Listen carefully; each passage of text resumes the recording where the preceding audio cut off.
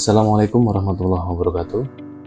Guna meningkatkan efektivitas dan efisiensi operasional, maka suatu perusahaan atau organisasi dapat menerapkan manajemen fungsional. Saya, Anang Budi Setiawan, Kasubag Investasi dan Pemetaan Bagian Tanaman, PTPN 4 Regional 7, akan menyampaikan perihal manajemen fungsional.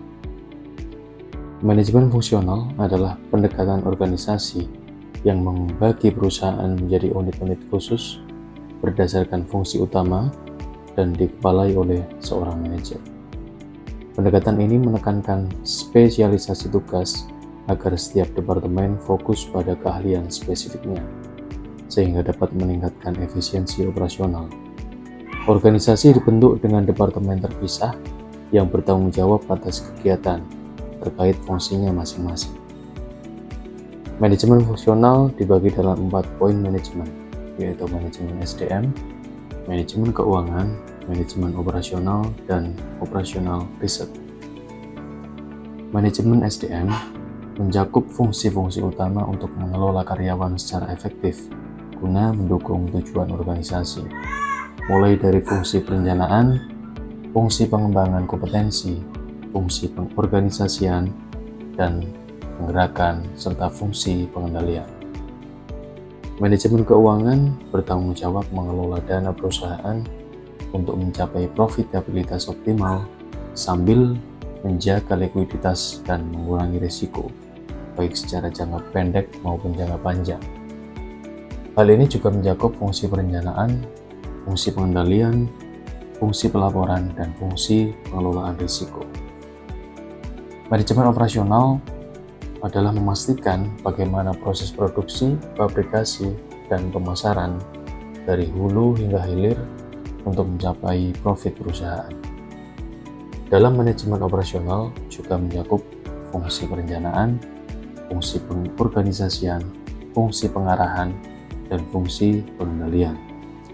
Yang keempat adalah operasional riset, yang merupakan pengembangan atau penelitian operasional dengan tujuan improvement system dan cost reduction.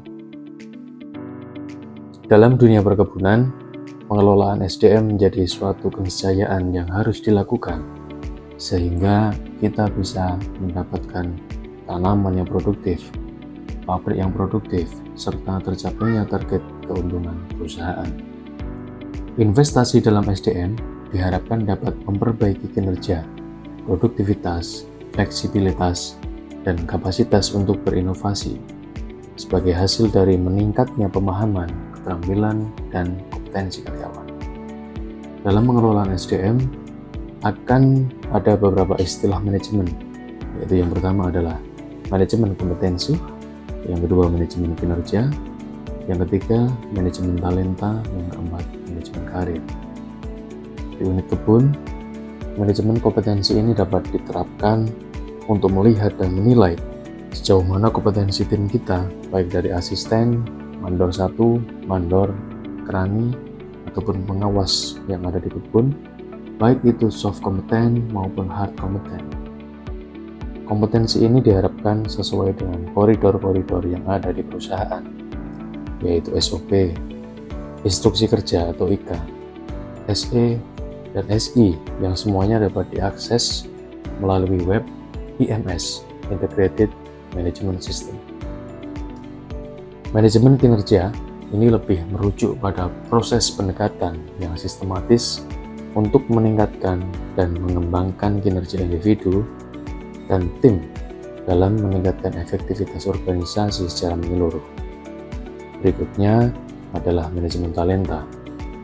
Manajemen talenta atau talent management adalah sekumpulan proses dalam pengelolaan SDM yang sering terintegrasi dengan tujuan untuk menarik, mengembangkan, dan mempertahankan anggota yang kompeten, berkomitmen, dan berkinerja untuk mempertahankan pertumbuhan organisasi. Yang terakhir adalah manajemen karir. Manajemen karir adalah serangkaian aktivitas pengelolaan karir karyawan untuk mengatur perpindahan jabatan karyawan, sehingga perusahaan akan mendapatkan suksesor atau pengganti yang memiliki kualifikasi, kompetensi, dan pengalaman yang sesuai dengan setiap posisi atau jabatan. Baik, cukup sekian video dari saya perihal manajemen fungsional. Semoga bermanfaat. Wassalamualaikum warahmatullahi wabarakatuh.